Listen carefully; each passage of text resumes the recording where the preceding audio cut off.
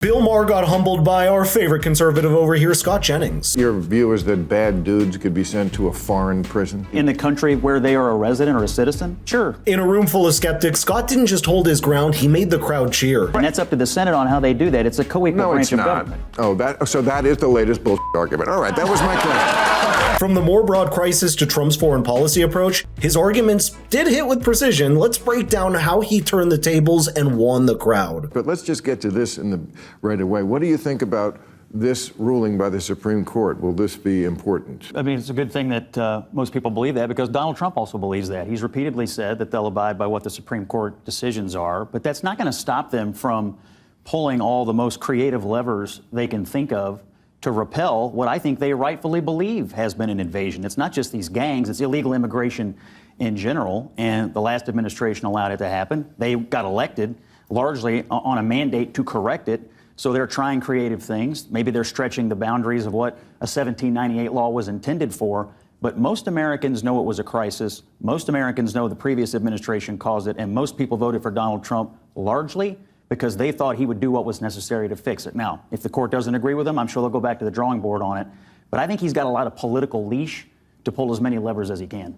The curious dynamic that's going on, I think, is that they're trying to have it both ways, claiming there's an invasion, pushing the courts. What the Trump White House is doing, using all of the levers of the federal government, is working. I mean, Joe Biden's policies at the border were a disaster. Democrats need to admit that. So let's talk about what Scott Jennings laid out, because it wasn't a defense of Trump's border actions, but a reframing of the entire immigration debate. Yes, some may question the aggressive means by which he is going about it, but the man was elected to fix the border crisis, and that's exactly what he's doing. It may not be in the traditional ways we're used to, but at least it's backed by public demand. In 2020, immigration consistently ranked as a top concern for voters, especially in swing states, and it only got worse with Biden's administration as border encounters hit historic highs of over 2.3 million in 2022, as reported by the DHS, to the extent that even Democrat mayors in cities like Chicago and New York called the situation unsustainable. So when Jennings says most Americans believed it was an invasion, well, he's not being dramatic. He's reflecting a widely shared anxiety. It's working. They're arresting and deporting 65,000 people so far. So, like, the invasion is being stopped, but Trump is still saying we need the courts to push back the invasion. But it's the people who already are here. Take the Abrego Garcia character that we sent back to El Salvador. He has been in the country, or was in the country, for 14 years. He came in 2011, and it's 2025. And there's plenty of evidence that he was a pretty bad dude. And most people are looking at this saying, how did he come in and stay here for this long? Why shouldn't we be trying to pull levers to get people like that out of the country? So your view is that bad dudes could be sent to a foreign prison? That can't be... In the country where they are a resident or a citizen? Sure.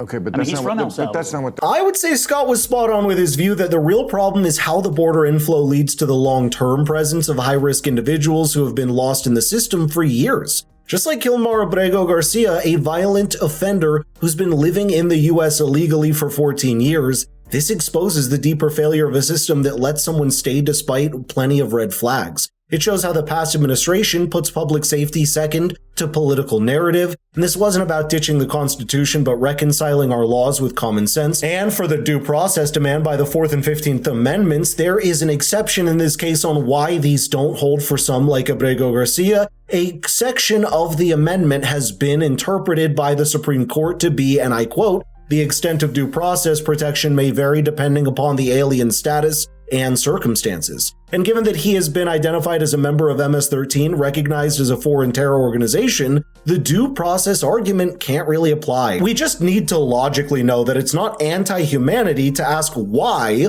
violent offenders get to stay for over a decade. Supreme Court, I mean, without question. I mean, he had a long career, 42 years, won 7 elections in Kentucky, but without question, I think his legacy is the court, specifically the Supreme Court. If he doesn't hold that seat open in the 2016 election, I'm not sure President Trump would have won, and then the cascade of appointments that followed will change the course of this country for generations. And if people don't remember what you're talking about, in 2015, Scalia died. Was that it? It was, or was it 16? I think 15. Yeah. 15. Okay. So Obama still had another over a year in office, and usually when a president is in office, he gets to choose who the Supreme Court nominee. He wanted Merrick Garland, and Mitch McConnell would not even give him a hearing. That was unprecedented. What is the latest bullshit argument why that's okay. And it says the Senate has to confirm them, and it says the Senate gets to advise and consent on this, and that's up to the Senate on how they do that. It's a co-equal branch of government. Oh, so that is the latest bullshit argument. All right, that was my question. All right, I knew there was one. And it's funny how quickly people push the against the law narrative when power is not in their favor. Let's be honest, if the roles were reversed and a Democrat-controlled Senate blocked a Republican nominee, the left would probably cheer, as it is a bold strategy, but since it worked against them, it became unlawful. Scott laid a brilliant point. It's how our system has worked over the years. And by the way, quick deviation, it would be great if you hit that like button to help out the algorithm and the video. You see, the Senate has the power to advise and consent, which isn't a loophole, but a process backed by the Constitution. Bill's final reaction here tells it all, because even if you don't like how things played out, you can't argue with the structure of the government. As long as everything's done in the confines of the law, I'm all for it. Bill realized the arguments against Republicans couldn't hold up, so he brought up Trump's recent visit to Saudi Arabia. Let's see how that played. I'll give you some of the quotes. In the end, the so-called nation builders wrecked far more nations than they built. This is his speech in Riyadh. Interventionists were intervening in complex societies that they did not even understand. Now, I gotta say, this is something people on the left said about Vietnam. Societies we did not even understand. We said it about Iraq. What are we doing here? Something about the Republican doctrine that is fascinating to me. I've been in the party for 25 years, working in it. We've always been war and peace. I think Trump has changed it to peace and war. He talks about peace more than he talks about war. He's still hawkish enough to bomb people that need to be bombed, like the Houthi rebels. But I get the feeling he's responding to all these new inflows of constituents to the Republican Party. Maybe they were Democrats before, maybe they weren't even political before, but they would much rather hear an American president talk about peace. And the banner in the Middle East at his rally this week said, "Peace through strength," which is probably one of the most enduring slogans from the Reagan era. He doesn't agree with him on everything, but on that, I think he's right. But putting peace ahead of war, pretty popular with the American people. I was on this.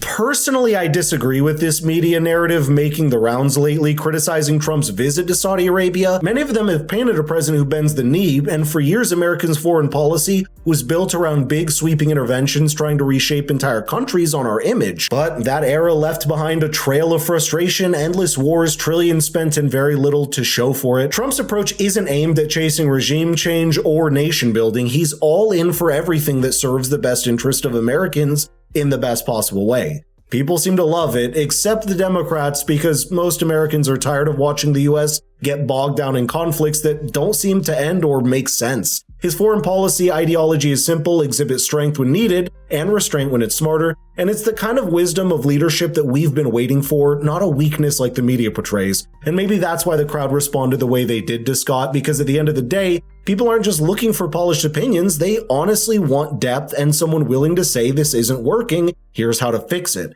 And that's all for today's breakdown. Don't forget to subscribe and let me know your thoughts in the comments. Thank you for watching, and I'll see you in the next one.